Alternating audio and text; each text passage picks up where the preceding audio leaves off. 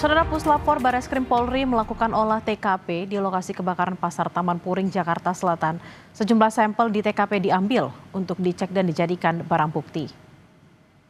Puslapor juga mencari titik lokasi pertama kali api muncul. Mereka juga mengambil sejumlah sampel untuk dicek ke Lab 4 untuk mengetahui penyebab kebakaran. Sampel yang diambil mulai dari abu arang hingga peralatan listrik. Jadi kegiatannya lah untuk menentukan penyebab kebakarannya.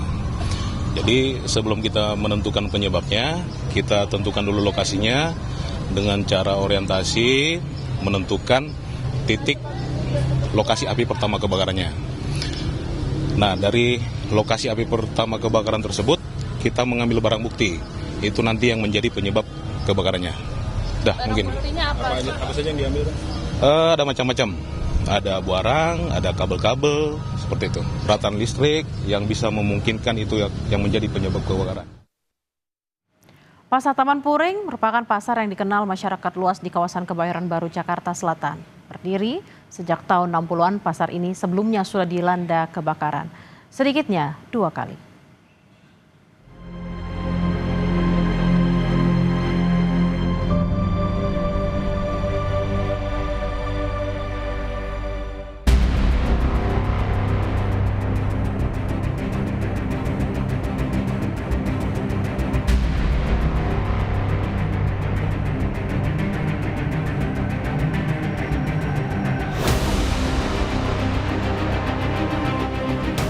Puluhan mobil pemadam kebakaran dan ratusan personel diterjunkan untuk memadamkan api yang melalap pasar Taman Puring Senin malam. Tidak kurang dari 500 kios yang ada di dalamnya hangus tak bersisa. Api dengan cepat membesar, nyaris meratakan lahan seluas 1.500 meter persegi itu. Pemilik kios dibantu warga berupaya mengevakuasi sejumlah barang yang masih bisa diselamatkan. Awalnya hanya bernama Pasar Puring. Pasar ini merupakan salah satu pasar yang sudah terkenal sejak lama di kawasan Kebayoran Baru, Jakarta Selatan. Berdiri sejak tahun 1960-an, dulunya pedagang di Pasar Puring menjual barang-barang bekas dan antik. Di tahun 1970-an, pasar ini bertransformasi menjadi pusat perdagangan elektronik dan budaya pop. Peralihan fungsi Pasar Taman Puring ini tak lepas dari mencampurnya tren pop yang mendorong pedagang menjual kaset dan vinil atau piringan hitam. Di era 80-an, Pasar Puring menjadi pusat dagangan aneka kaset. Barulah di kala itu dibangun sebuah taman yang berada di bagian luar pasar. Posisi taman bersebelahan dengan pasar. Sejak saat itulah Pasar Puring lebih dikenal luas dengan nama Pasar Taman Puring. Selain di dalam pasar, pedagang juga ramai menjajakan dagangannya hingga di luar pasar.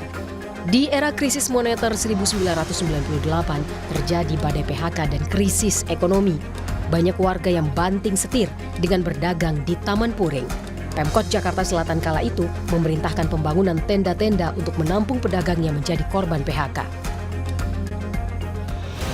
Pasar Taman Puring sempat beberapa kali kebakaran. Di tahun 2002, Pasar Taman Puring pernah mengalami kebakaran yang menghanguskan hampir keseluruhan bagian bangunan. 3 tahun kemudian di tahun 2005, kebakaran kembali terjadi di Pasar Taman Puring. Setelah pandemi COVID-19, Pasar Taman Puring mulai sepi. Banyak kios-kios yang tutup.